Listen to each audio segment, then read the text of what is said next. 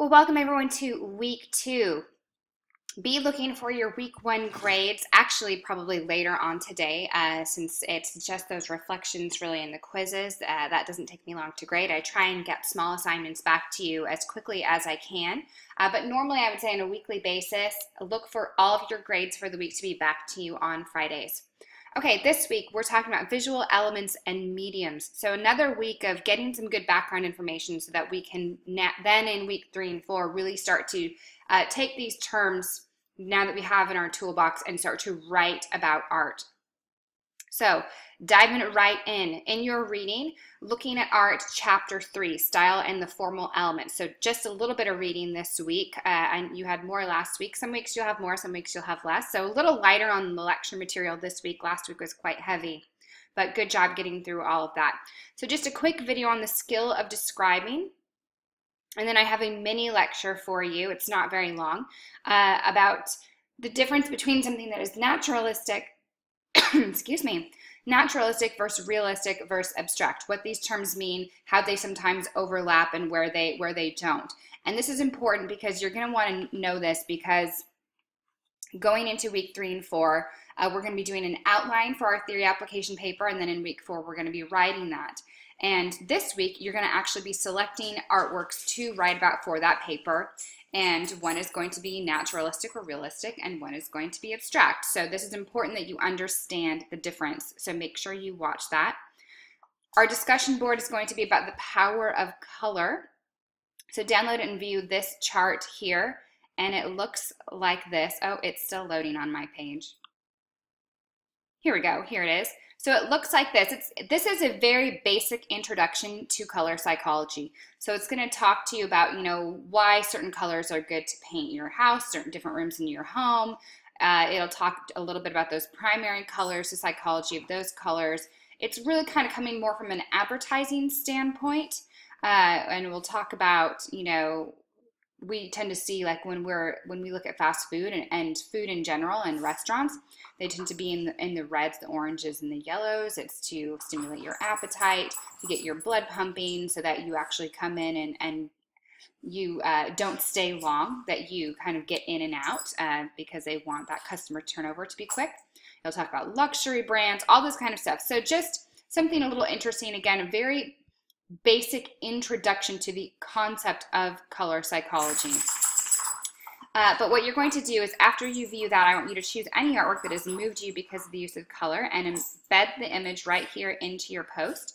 So you can just use the embed button, and I will show you how that works. If you actually just go and, oh, a couple of you have already done this. So create thread. Be sure you just write right in here, and then this little button right here, this insert edit image, this is what you want to use, and just follow the directions, and that will actually embed your image right here into your post so that you don't have to attach anything. You shouldn't have to do any attachments ever for journal entries or discussion boards. Okay, popping back over to our learning activities here. Oh, and actually, you know what, going back, one of these is from me. I forgot. So please read this one. Feel free to comment on it. I've talked a little bit about the color psychology between Monet's series of Rhone Cathedral. He did a huge series of the different types of light throughout the different times of day and times of year for this painting. Pretty interesting how different they all look. Okay, this is the second week that you should be working on your mini art cyclopedia. You should be very familiar with how this works by now. So you should hopefully be through these 10 images and now working on these 10 images here. This is right from your reading as well. If you have questions about certain terms or just aren't quite sure if you're going in the right direction, don't hesitate to send me your assignment ahead of time and say, hey, I just want you to take a look at this and make sure I'm heading in the right direction here. Or if you have a specific question about a specific term, I'm more than happy to help there. Okay, this is what we were talking about earlier. This is worth just 5 points, but it's important that you do this. So you're going to select your images for your theory application paper. So make sure you go to the week 4 learning activities, read the instructions there, and then by the end of this week, you're going to select the 2 images you will be writing about. One image should be naturalistic/realistic. One image should be considered abstract. Your images should be the same subject matter. So 2 portraits, and not just 2 portraits of a woman or 2 portraits of a man. Don't give me a portrait of a nice, regal lady and then a portrait of a guy on a horse. You're going to have trouble comparing and contrasting those. 2 landscapes, 2 battle scenes, whatever it might be, make sure they are the same or very similar subject matter. No older than 1830. We are contemporary visual arts and culture after all, and I'm using this as a very broad year of when modernism began. So nothing older than the year 1830, please. I prefer images from the 20th century. You can embed them directly into the assignment text editor, or you can attach a Word doc file here. Please include full citations. This means artist name, title of work in italics, the year the artwork was created, the medium of the artwork, and the source or full web address where you found the image. Don't just copy and paste the citation right off of the website. Usually it's formatted differently, or it gives information that I don't need here. I want you to get used to citing artworks this way for this class. So, images must come from either a museum or educational website. I've given you a list of suggestions here. This is by no means exhaustive, but it's a good set of sources for you where you'll be able to find lots and lots of artworks to browse. And the reason is I want to make sure you're finding good quality images from legitimate artists that you're going to be able to research well. And that is the other thing I will say here. Be sure that you pick images of artists that you will be able to find ample amounts of research on these people. This is not a time to be super original and find something very obscure.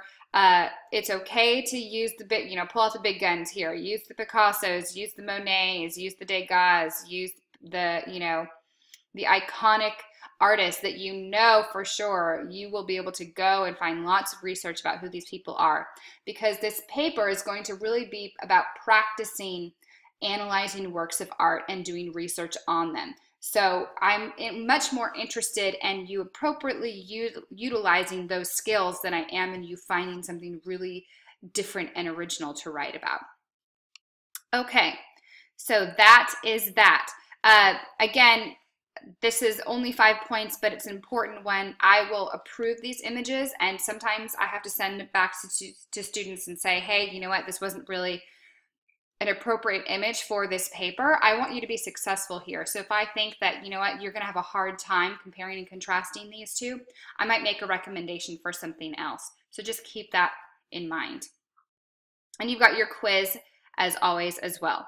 So we've got quiz due Sunday night at midnight. Picking your 2 images, that should not take very long, just quick 5 points.